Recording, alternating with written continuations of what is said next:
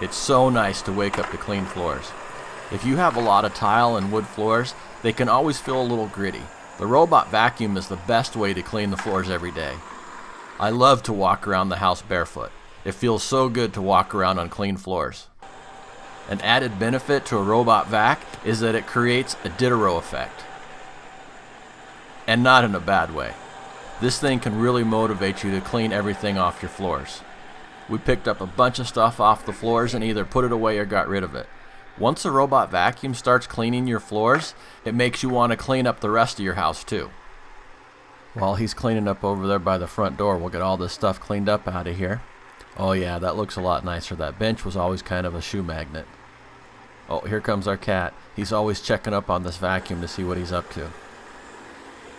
This vacuum does a great job of cleaning the floors.